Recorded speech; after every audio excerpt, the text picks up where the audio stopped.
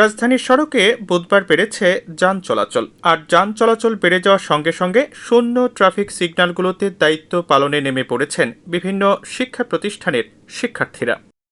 এর পাশাপাশি চলছে রাস্তা পরিষ্কারের কাজ। ঢাকায় গণভবনের সামনে শিয়া মসজিদ মোড়ে টিএসসি এলাকা, মিরপুর ১০ নম্বর, মিরপুর ১২ নম্বরে ট্রাফিক ব্যবস্থা নিয়ন্ত্রণ ও পরিচ্ছন্নতার কাজ করতে দেখা গেছে শিক্ষার্থীদের। সিগন্যালগুলোতে শিক্ষার্থীরা পালা করে দায়িত্ব পালন করছেন। কয়েক জায়গায় তাদের সঙ্গে আনসার সদস্য রয়েছেন। ইসলামী আন্দোলন বাংলাদেশের কিছু সদস্যদেরও বিভিন্ন সিগন্যালে দায়িত্ব পালন করতে দেখা যাচ্ছে। বুধবার সকাল থেকে দুপুর পর্যন্ত ধানমন্ডি, কলাবাগান, মিরপুর রোড, বিজয় সরণি, ফার্মগেট, কারওয়ান বাজার এলাকায় যান চলাচল বেশি দেখা গেছে। বাসের সংখ্যা অন্য সময়ের মতো না হলেও মঙ্গলবারের চেয়ে বেশি। এছাড়া ব্যক্তিগত যান, সিএনজি চালিত অটোরিকশা, রিকশা, মোটরসাইকেল চলাচল বেড়েছে। এর পাশাপাশি বিভিন্ন এলাকায় পরিচ্ছন্নতার কাজে নেমেছেন বিভিন্ন শিক্ষা প্রতিষ্ঠানের শিক্ষার্থীরা। তারা রাস্তা ঝাড়ু দিচ্ছেন, সড়কের আবর্জনা সরিয়ে ফেলছেন। আসলে আমার মনে হয় কি যে স্বাধীনতার অর্জনের থেকে স্বাধীনতা রক্ষা করাটা খুব কঠিন।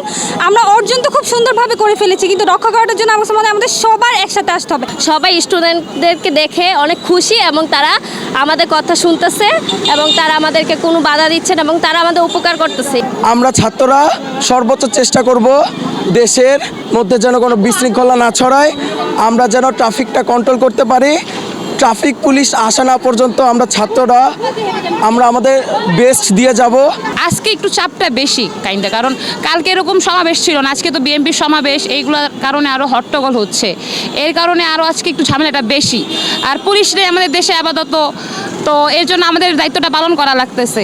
গত ৫ আগস্ট শেখ হাসিনা পদত্যাগ করে দেশ ছাড়ার পর দেশে কার্যত কোনো সরকার নেই। হামলার পর থেকে থানাগুলোতে পুলিশ কম। বিভিন্ন জায়গায় বিশৃঙ্খল পরিস্থিতি চলছে। বিভিন্ন এলাকায় ডাকাতি, হামলা, লুটপাটের খবরও পাওয়া যাচ্ছে। এছাড়া বড় বড় মার্কেট ও দোকানপাট খুলেনি। মূলত মুদি দোকান, পাড়ার হোটেল, কাঁচা বাজার সহ গলির বাজারগুলো স্বাভাবিক চলছে।